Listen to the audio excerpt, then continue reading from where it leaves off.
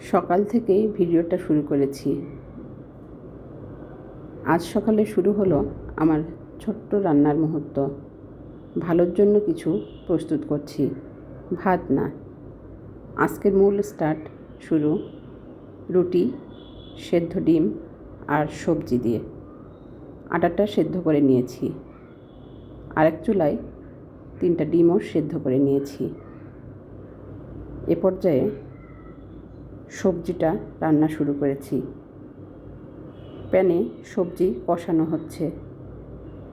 আজকে শুধু খাবার বানাচ্ছি না, কিছু ভালোবাসা আর হাসি রাখছি এই প্যানে।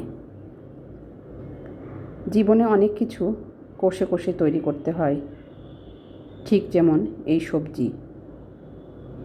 একটু ধৈর্য আর ভালোবাসা দরকার। সবসময় আমাদের মনে রাখতে হবে, ছোট ছোট মুহূর্তেই সুখ লুকিয়ে থাকে। এ পর্যায়ে আমি রুটিগুলো বানিয়ে নিচ্ছি। রুটিগুলো চমৎকার ফুলেছে। এই তো আমার নাস্তা রেডি। 1 কাপ চা হাতে নিলে ছোট ছোট চিন্তাগুলো হালকা হয়ে যায়। চা যেমন গরম, তেমনি মনে আনন্দ। দুটি একসাথে থাকলে দিনটা সুন্দর হয়। তো এই তো নাস্তা শেষে আমি দুপুরের রান্নাটাও শুরু করেছি। পাবদা মাছগুলো ভেজে নিয়েছি, দারুণ গন্ধ ছড়াচ্ছে। এদিকে আমার ভাতটাও প্রায় হয়ে এসেছে। এ পর্যায়ে সবজিগুলো কষিয়ে নিচ্ছি। আমি এখানে আলু, পটল আর বেগুন দিয়ে মাছ ঝোল করব।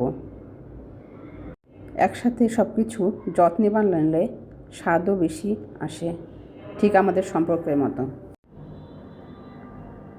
আমার মাছের ঝোলটা হয়ে গেল।